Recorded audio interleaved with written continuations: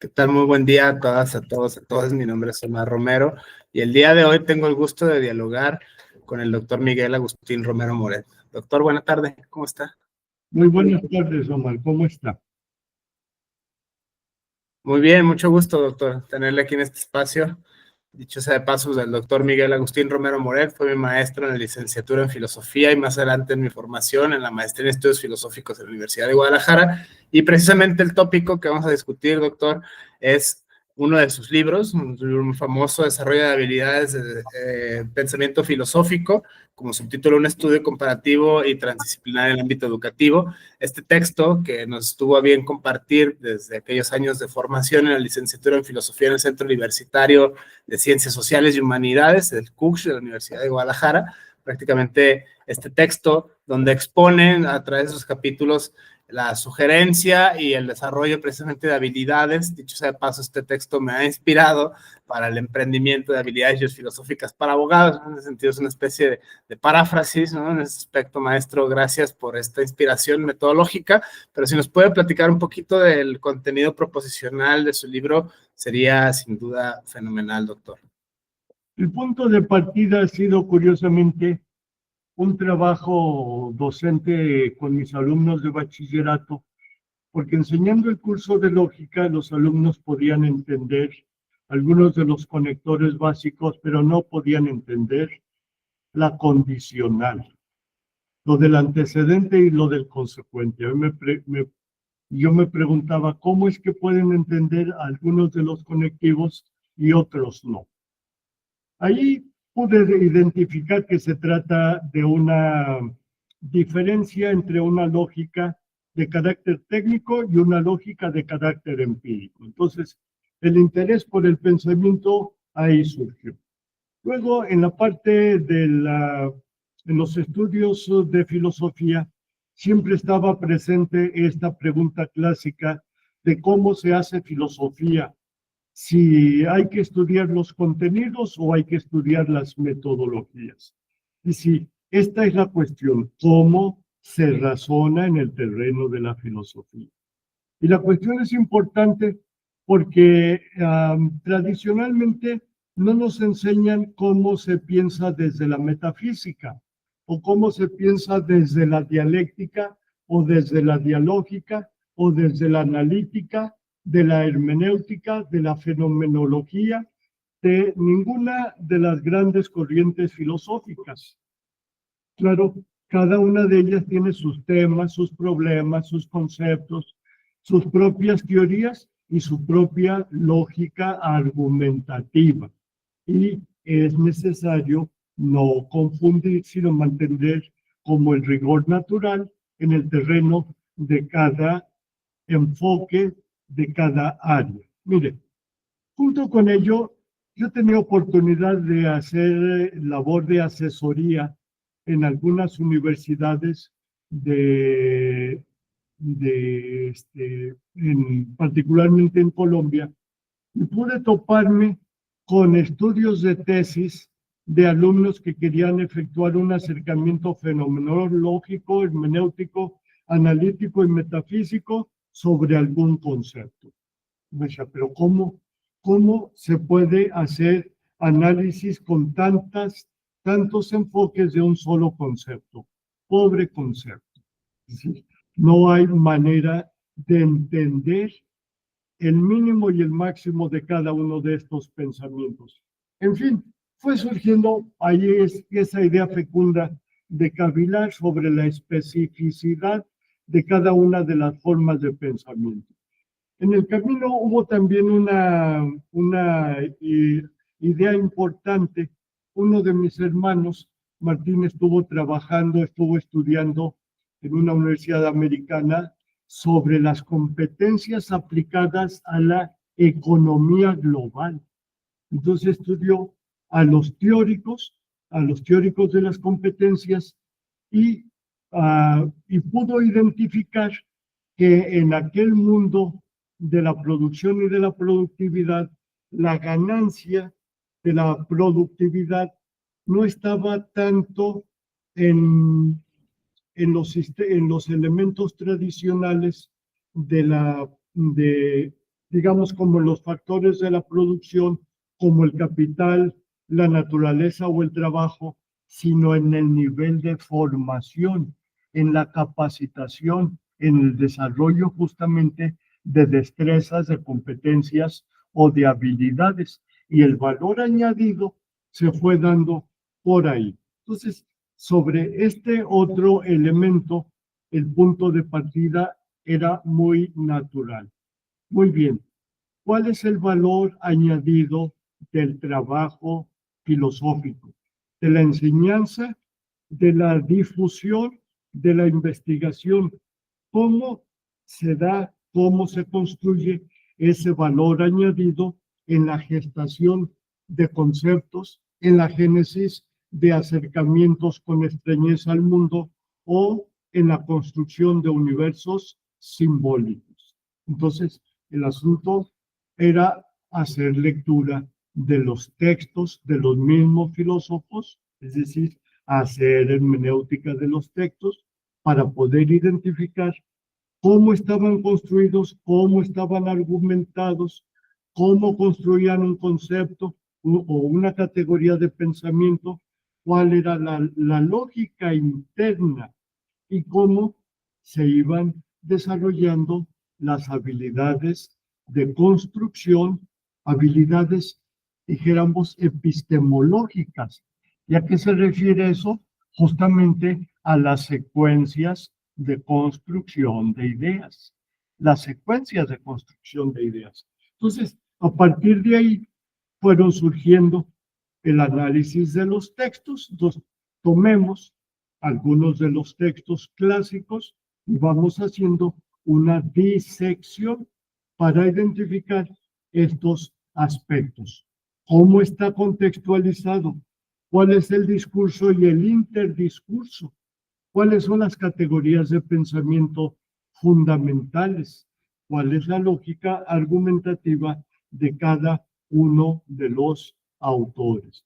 Y entonces ahí pudieron decantarse en una labor de cernido o de decantado habilidades, claro, de pensamiento analítico, de pensamiento lógico, de pensamiento analógico, de pensamiento dialógico, de esa mirada de asombro a la realidad, de búsqueda de significados, etcétera. Entonces, ahí fueron surgiendo las habilidades en la revisión de los autores mismos. Desde este punto de vista, doctor, si mal no recuerdo, la lectura de su libro, Los Capitulados, son habilidades como abstracción, comparación, análisis, inferencia, deducción. Como lo menciona, vienen habilidades de la lógica simbólica, la lógica matemática. Y me acuerdo también de esta lectura del texto, filósofos como Nietzsche, por ejemplo, cómo es que se van construyendo las categorías de análisis, cómo cada uno de los filósofos, según la época, según la temporalidad, según el tipo de problemas, según el tipo de fenómenos al cual dedica su obra, de una u otra manera, van argumentando, empiezan a construir sus propias argumentaciones. Cómo se plantea una hipótesis, cómo se construye un problema, cómo se hace una inferencia, cómo se hace una argumentación. En ese aspecto depende, como los mencionan, ¿no? La hermenéutica, la fenomenología, el análisis crítico del discurso. Toda su obra, digamos, escrita, un montón de artículos que tiene publicados en Cielo, Redalic, la Universidad de Guadalajara y otros tantos editoriales. En ese aspecto, apunta su obra para allá, doctor. O sea, el desarrollo de habilidades simbólicas y cómo enseñar a pensar. En ese sentido es muy interesante. Menciona usted, maestro Omar, son justamente las primeras, son las operaciones de pensamiento que uno construye de manera básica en el plano de lo argumentativo, pero en el nivel escolar. Pero sobre esos acercamientos a la realidad se van montando las habilidades de pensamiento en un sentido más profundo. A ver, aguárdeme un minutito. Ponga por favor pongo aquí aguárdeme un minutito.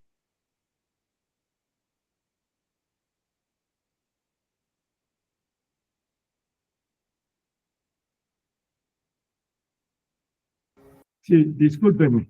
Sí, entonces sobre estas habilidades de pensamiento que se dan en el plano cotidiano, las habilidades de pensamiento filosófico son mucho más elaboradas. Mire, nosotros decimos que el pensamiento analógico es una forma de comparación.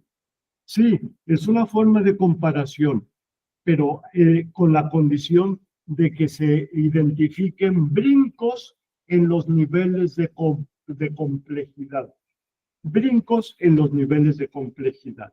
Es como pasar del sentido común al pensamiento poético o del pensamiento científico al pensamiento tecnológico. Y un mismo concepto, un mismo modelo, una misma metodología puede ser utilizada, puede ser aprovechada de manera analógica. Mire, por ejemplo, esto que menciona usted de que las habilidades de pensamiento filosófico pueden tener una vertiente en el campo del derecho. Pues claro que sí. Es decir, piense usted cómo puede aplicarse el análisis o el acercamiento con extrañeza o la hermenéutica de los textos filosóficos, de los textos jurídicos. Entonces, tan solo en este sentido hay múltiples maneras de aplicar la analogía o la búsqueda de significados en un sentido o en otro. Son brincos analógicos. Un ejemplo fabuloso es el de la poesía. Digamos, cuando usted le dice a su dama, es que la noche de tu pelo, perdón por la metáfora tan socorrida, la noche de tu pelo. Una cosa es decirle, mi amor, tienes el cabello muy negro, y otra cosa es decir, la noche de tu pelo. Bueno, pues porque ahí hay como el misterio de la noche, hay un poco más. Entonces hay una analogía, hay una analogía básica. Sí, pero cuando Santo Tomás utiliza esta forma de pensamiento para pasar del orden del mundo hacia el ordenador del universo, pues ahí hay un pensamiento analógico. Entonces, sí, estas categorías de pensamiento nos van mostrando que tenemos formas de reflexión de mayor complejidad. Es muy interesante, doctor, este desarrollo, o sea, porque invita precisamente a pensar como desde el punto de vista educativo, pedagógico, desarrollo, precisamente es algo que se puede gestar por cualquier ser humano en cualquier punto de su formación con un poquito, claro está, de paciencia, constancia y dedicación. En ese aspecto no es algo que se nace ese debate clasiquísimo de la filosofía, de las ideas innatas o de las ideas adquiridas, ¿no? Prácticamente entre racionalistas y empiristas, hace bastante resonancia en esta problemática. Si son habilidades que se pueden desarrollar, entonces cualquier ser humano que se jacte de ser racional puede sin duda desarrollarlas, ¿no? En ese aspecto es una, digamos, democratización de estas habilidades en contra del pensamiento un poco elitista, un poco segregador, que solo unos cuantos son los elegidos y que solo los filósofos, tal, en ese sentido, eso es un mito, digamos, mal fundado, pues prácticamente se trata de aprender a pensar, ¿no? En ese sentido es una apuesta muy bonita, es una apuesta muy pedagógica, muy didáctica, enfocada realmente a la filosofía. O sea, yo recuerdo precisamente en la formación en la licenciatura en filosofía, cuando uno no sabe nada, prácticamente de repente topar con autores, con corrientes, es una locura, ¿no? Se vuelve un poquito difícil si uno empieza a leer de manera caótica o sin algún método. Cuando uno se da cuenta de las virtudes de los métodos, entonces, y también se da cuenta de que hay muchos métodos, dicho sea de paso, entonces se vuelve una tarea indispensable. Por eso es que su obra, doctor, me parece a mí muy vigente, incluso en el siglo XXI, en ese sentido, no solo para el derecho, no solo para la filosofía, sino para el resto de las ciencias sociales, y no necesariamente ciencias sociales, porque en todas está, digamos, el quehacer de la mente humana, lo que sé que eso signifique, bajo ciertos raseros metodológicos, ¿no? En ese sentido es muy, muy vigente su obra, doctor. Mire, Omar, yo quiero fortalecer esto que ha dicho respecto de la vigencia. Mire, el pensamiento filosófico es un pensamiento que se eleva sobre el sentido común, es un pensamiento es reflexivo, es crítico en el sentido de la búsqueda de los fundamentos de la construcción de las ideas. ¿Qué es lo crítico? Y usted sabe, no es hablar mal de nada.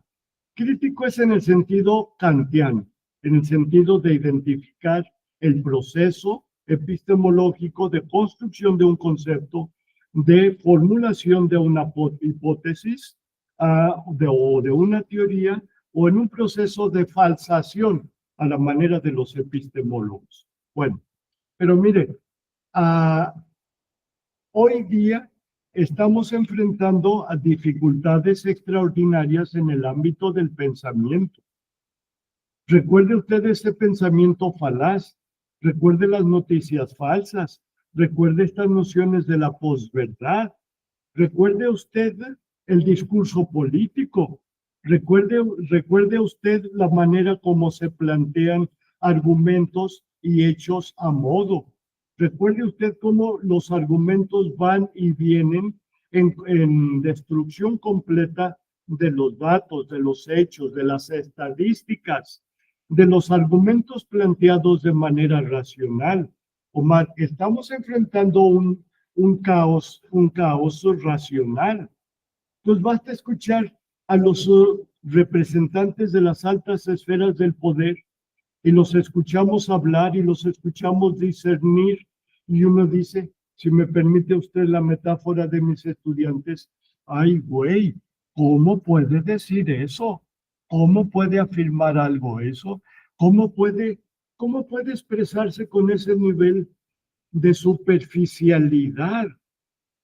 ¿Qué pasó? ¿No le enseñaron en la primaria que en castellano se escribe con sujeto, verbo y predicado, o sujeto, verbo y complemento?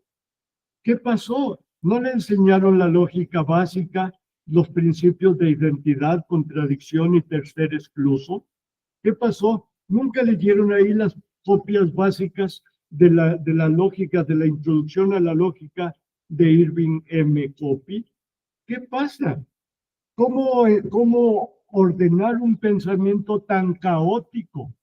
Dios mío, ¿cómo alguien que está dirigiendo los destinos de un país, de una institución, de una organización, de una familia, de una nación, puede razonar en términos tan caóticos? Dios mío, volvamos a las cosas mismas, como dicen los fenomenólogos, volvamos al pensamiento mismo, olvidémonos de las emociones, volvamos a la racionalidad. Entonces nos podemos preguntar, Aristóteles, ¿dónde dejaste los analíticos? Por favor, volvamos a la crítica de la razón pura. Por favor, ¿dónde está Hegel? Tráigalo para que nos recuerde la racionalidad del mundo, nos traiga nuevamente al espíritu puro. Entonces, todo esto, este mundo está sumergido en una carencia profunda de las racionalidades básicas. Entonces, de que debemos nuevamente estudiar filosofía, hacer filosofía, escribir en filosofía. Y mire, Omar, esto de la democratización del pensamiento tiene también sus bemoles. Cuando uno no aprende gramática y ortografía desde la primaria, no crea usted que lo aprende en el doctorado. Si no aprende uno las formas de razonamiento básicas, elementales, no crea usted que con el tiempo logra desarrollar un pensamiento denso, profundo, un pensamiento que está interpelando e interpretando la realidad en busca de los significados. ¿No cree usted que es muy fácil rehacer en la marcha lo que no logramos aprender y poseer? Entonces hay espíritus ya en la madurez, tal vez en la vejez, que no lograrán pensar ya con la claridad y la distinción cartesiana. Ya no podremos ni con Descartes ni con ningún otro de los pensadores. Entonces, ¿qué tenemos que hacer? Mire, enseñar filosofía a los niños. Mire, enseñarles ética, enseñarles a distinguir entre el acto moralmente bueno y el acto moralmente malo, entre un razonamiento falaz y un razonamiento por lo menos formalmente verdadero. Volvamos a las cosas mismas. Se vuelve muy interesante, doctor, esta apuesta, sobre todo, no solo en el ámbito de la educación, sino en el ámbito medioambiental. El tema del dejar un futuro, ¿no? Dejar un mundo para el mañana se vuelve un imperativo ético. Filósofos y filósofas en el siglo XXI están pensando precisamente, me gusta como lo dice, volver a las cosas mismas, ¿no? En este sentido, esta apogea husserliana, hacer, digamos, de vuelta a los clásicos, de vuelta a los básicos, precisamente apostando por un desarrollo en el ser humano integral de estas habilidades. O sea, en ese sentido es una tarea, desde mi punto de vista, no solo ético-discursiva, sino también social y pedagógica, cultural, muy interesante. Las currículas, por ejemplo, los planes de estudio, o sea, qué se enseña y cómo se está enseñando, creo que es una gran área de oportunidad echar un vistazo, precisamente tomando esta premisa que menciona de pensar en los niños, ¿no? Educar a los niños en habilidades filosóficas. Entre más temprano se enseñe esto, creo que los resultados podrían llegar a ser más positivos en algún potencial futuro. A propósito precisamente de la educación de calidad, la meta 4 de la 2030 de la ONU, ¿no? En ese sentido es esta apuesta intergeneracional por construir puentes, ¿no? Intergeneracionales, eso se vuelve muy interesante. Por eso también es retomar este diálogo. Y qué mejor que con usted, doctor, como autor de estas obras, ¿no? Que nos ha dejado prácticamente, insisto, montones de artículos y este libro mismo. Su obra gira entonces en torno al desarrollo de habilidades simbólicas, cómo aprender a pensar filosofía, porque prácticamente algunos debaten ciencia, arte, la madre de las ciencias y un largo etcétera. Se vuelve muy interesante, se vuelve muy útil, como lo menciona con todas sus letras, el espanto que provoca, la carencia de análisis crítico del discurso en el presente frente a las fake news famosas, ¿no? En ese aspecto, cómo discernir lo que se está diciendo, sobre todo en el ámbito político y en el ámbito legislativo. En este momento que estamos viviendo como nación en México, se vuelve, creo yo, indispensable, más que deseable, obligatorio, a echar mano de estas habilidades. Pienso yo, por ejemplo, dos específicamente que a mí me gustan peculiarmente bastante: la hermenéutica y el análisis crítico del discurso.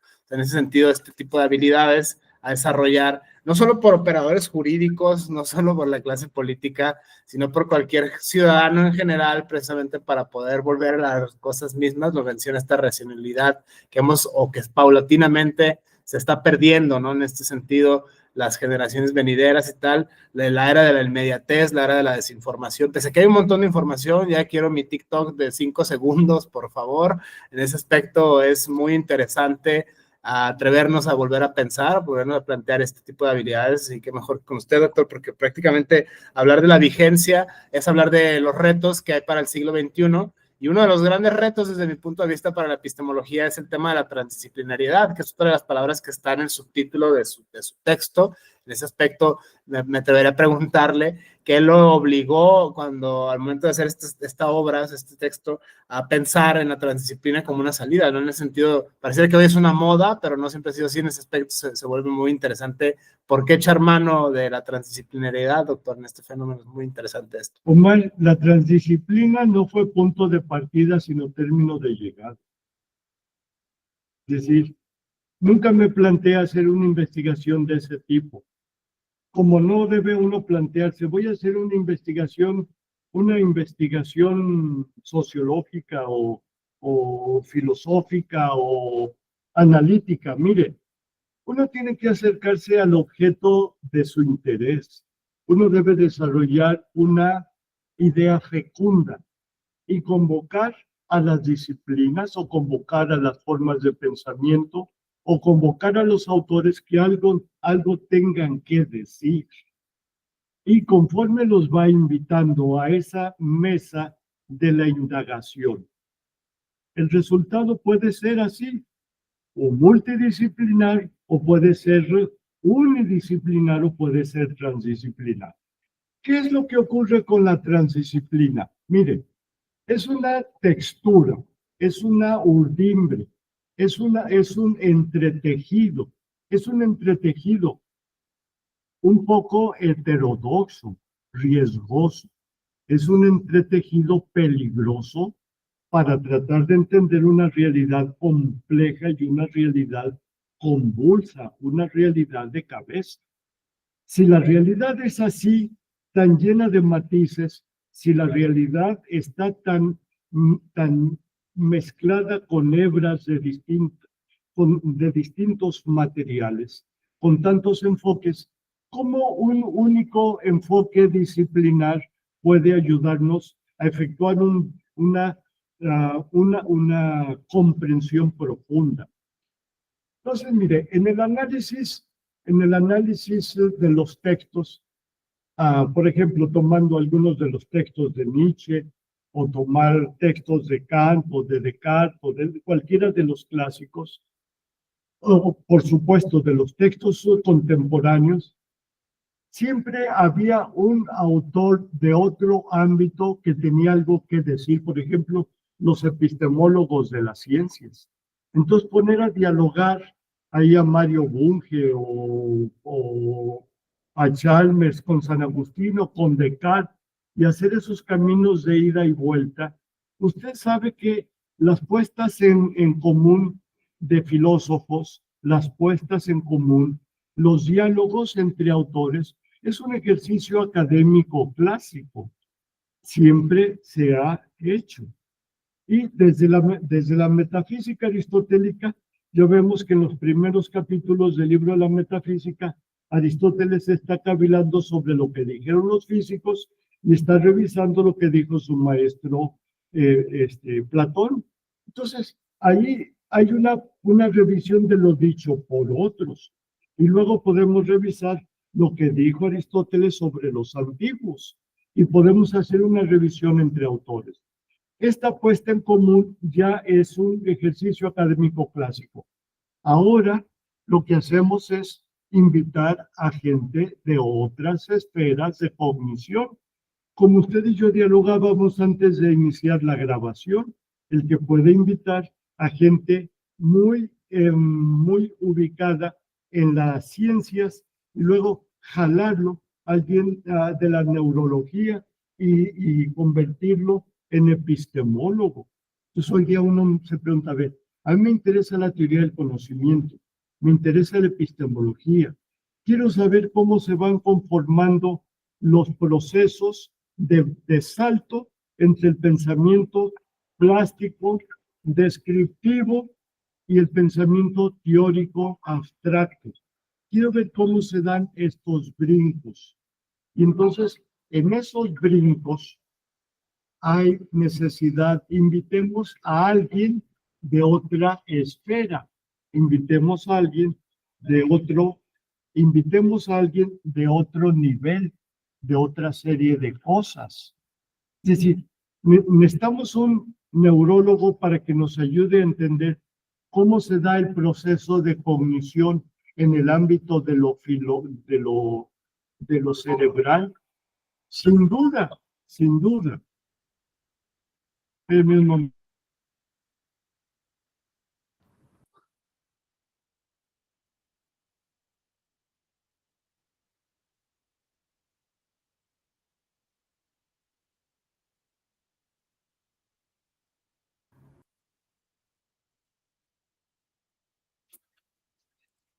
Sin duda, doctor. Sí, no, descuide. Sin duda, en esta premisa retomamos precisamente este texto de habilidades de desarrollo filosófico, o sea, en ese aspecto, es su obra, o sea, desarrollo de habilidades simbólicas, desarrollo de habilidades de pensamiento desde la pedagogía, desde la filosofía de la educación, desde la práctica como docente y como escritor de textos filosóficos. En ese sentido también es muy, muy remarcable cómo ve precisamente a propósito de este paradigma la epistemología del siglo XXI, la epistemología transdisciplinaria, dos temas filosóficos que ahora están como muy en el presente, muy en boga, que me parece rescatable a propósito de la metodología que utilizan en sus textos, que es precisamente este aparente cambio, no sé si real o no, en ese aspecto habrá que analizarlo, ¿no? De si es solamente discursividad o no, si es una tendencia de la época o no, digamos, la transición de lo bio a lo neuro, todo esto, sobre todo lo que menciona de la transdisciplina, y todo lo que hay, por ejemplo, que viene de la filosofía, todas están atravesadas, desde luego, por las categorías filosóficas de análisis, la bioética, la biopolítica, el biopoder, el bioderecho. Ahora mucho se habla, y no es digamos, un tiempo tan largo, ¿no? En ese sentido estamos hablando de 10 años, 15 años, incluso menos. La transición pareciera a esta época, ahora todo es neuroética, neuroderechos, neurotodo, ¿no? En ese aspecto es muy interesante pensarlo a la luz de las categorías de análisis que emanan precisamente de la filosofía contemporánea y la no tan contemporánea, porque ese es un debate muy clásico, ¿no? Viene desde Descartes y tal, o sea, el cuerpo y alma, cuerpo y mente, ese es un dualismo, todos estos debates que se han venido desatando en las últimas décadas, incluso en nuestros días, en el presente siglo XXI, 2025, son debates muy recientes, ¿no? Se habla, por ejemplo, cómo regular éticamente, cómo regular jurídicamente, los tratados internacionales, las constituciones locales, la metodología, quiénes son los autores. En ese sentido es algo muy vigente, doctor. Creo que me parece muy presente su obra en el siglo XXI. Desde ese punto de vista me parece muy útil escucharle, ¿no? Esta disertación acerca de este tópico específico, porque sí es algo muy reciente, ¿no? Sí, Omar, y el camino apenas está abierto.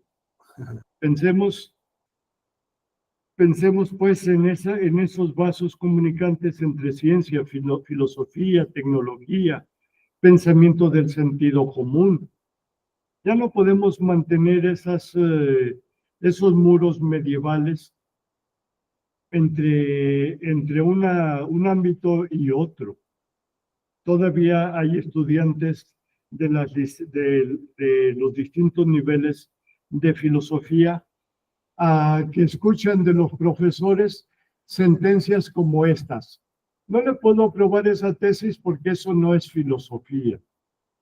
Dios mío, ¿y quién le dijo a este profesor que eso no es filosofía?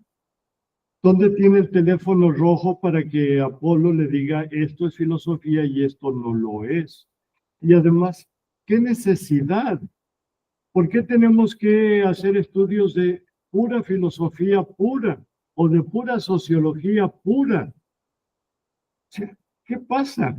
Hagamos estudios de distintos segmentos de la realidad e incorporemos aspectos múltiples. Eso sí, no confundamos una cosa con la otra. Tengamos claridad. Cuando utilizamos un concepto, por ejemplo, como sustancia, tengamos claridad que es un concepto que tuvo su origen en la metafísica clásica y no le atribuyamos significados que no están vinculados a su origen.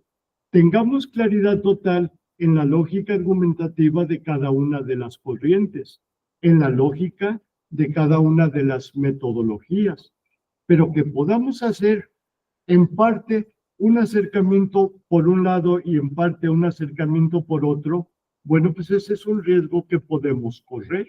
Eso sí, no nos engañemos, hagamos separación de voces, separación de teorías, separación de metodologías, separación de categorías de pensamiento. No confundamos una cosa con la otra, pero sí aprovechemos lo que los distintos ámbitos pueden opinar sobre lo que nos interesa. En fin, esto pareciera ser como una opinión heterodoxa que se aleja del ámbito de la especialización. Sí, pues sí, se aleja de la especialización, pero hoy día ya vamos directamente a ver al internista. ¿Por qué? Pues porque él es el especialista en múltiples ramas de las disciplinas asociadas a la salud. Y claro, el cardiólogo, pues es un cardiólogo intervencionista, o es cardiólogo cirujano, o es cardiólogo de niños, o es cardiólogo que tiene también una súper especialidad en gerontología o en geriatría. Bueno, pues así están las cosas. Entonces, el que quiera hacer enseñanza o el que quiera hacer investigación, bueno, atrevámonos a brincar los muritos de nuestros propios reductos de saber. Es muy interesante, doctor, esta reflexión que viene desde la hermenéutica, prácticamente atribuirle a cada autor su propia dimensión con sus propias categorías de análisis. Platón era misógino, ¿no? Aristóteles era machista, tal. No existían ni siquiera los conceptos prácticamente en tiempo de ellos. Si bien se adecúan los predicados, ¿no? La teoría de correspondencia de Aristóteles a propósito, si bien se adecúa una cosa con la otra, pues ya tenemos una área de investigación, pero de ahí a que esos autores hayan usado en esos términos en esa época es impensable. O sea, prácticamente es una de las más comunes en nuestras épocas, ¿no? Atribuirle categorías del presente a autores del pasado y viceversa, ¿no? En ese sentido, hacerlos hablar del futuro a autores de la antigüedad, creo que me parece también muy atrevido, y en ese sentido es una muy buena cura hermenéutica, una muy buena cura fenomenológica, y desde luego una muy buena cura que viene desde el análisis crítico del discurso. Pensarlo, también nosotros como las propias condicionantes, esa parte me gusta mucho de la hermenéutica, la condicionante de la tradición, la condicionante de la formación, de la lingüística, la sociocultural, y todas las que tienen que ver con las categorías de análisis que emanan de las ciencias, clase, género, etnia, y un largo etcétera. Estamos todos todo el tiempo atravesados por estas categorías, y lo más bonito de la investigación es hacerlas conscientes, ¿no? Lo que llaman los propios prejuicios, la tradición fenomenológica y la tradición hermenéutica. Muy interesante esto, y para ello, doctores, desde luego se necesitan, desde mi muy criticable punto de vista, el desarrollo de habilidades filosóficas, ¿no? En ese sentido, es apostarle a volver a los clásicos, no para deificarlos, no para glorificarlos, sino simplemente para ver qué tienen que decir, sobre todo la forma en la cual construyeron su pensamiento. Decía una vez alguno de mis maestros, otro profesor, ¿no? Decía, leer a los filósofos es acompañarlos en su fracaso. Prácticamente es ver cómo plantearon el problema y no resolvieron, digamos, el asunto o solo tipificaron el problema, pero es muy interesante cómo se van construyendo según el filósofo, según la época, según los autores, los distintos, digamos, preocupaciones de su propia época. Ahora tenemos preocupaciones que no estaban en la antigüedad y tal, ¿no? En ese sentido, una de las preocupaciones, doctor, para preparar una especie de conclusión, desde luego, poética, muy al estilo de los diálogos de Platón. O sea, en ese aspecto, la vigencia de estas habilidades, insisto, para el siglo XXI, ¿por qué atreverse a estudiar esto y no otra cosa hoy, doctor? En ese sentido es algo muy, muy interesante, es algo muy, muy digno de mención. Bueno, vamos dejando que quienes han tenido la amabilidad de escucharnos, aporten cosas. Digamos que ahí están las operaciones de pensamiento, ahí están las habilidades de acercamiento filosófico, ahí están las posibilidades de la hermenéutica, el acercamiento con extrañeza a la realidad. Ahí está usted mismo con esa posibilidad de aplicar las habilidades de pensamiento filosófico al campo del derecho. Hay quien podrá aplicar las habilidades al campo de la empresa, de la industria, del pensamiento político, del pensamiento de las organizaciones. Digamos, pues a lo mejor podríamos dejar aquí porque todos los demás tienen muchas cosas que hacer y pueden decir cosas heterodoxas, lo cual sería fabuloso. Ojalá que digan cosas escandalosas. Muchísimas gracias, doctor, por acompañarnos en este frenesí, este bellísimo vaivén de las ideas, ¿no? Esta relectura que hice hace recién de su obra, precisamente para tratar de sacar premisas, ¿no? Este nuevo curso de habilidades filosóficas para abogados 2, en ese sentido, me inspiré, digamos, en la lectura del doctor Miguel Agustín Romero Moret y su obra, Desarrollo de habilidades de pensamiento filosófico, un estudio comparativo y transdisciplinar en el campo educativo. En ese aspecto, muchas gracias, doctor, por darme este diálogo, este espacio, y mucho gusto por dialogar de nuevo con usted en esta nueva faceta de la vida. En ese sentido es muy interesante volver a los clásicos. A propósito de volver a los clásicos, le agradezco mucho, doctor, el espacio. Ha sido un honor. Gracias. Muchas gracias a todas, todos seguimos en comunicación. Gracias.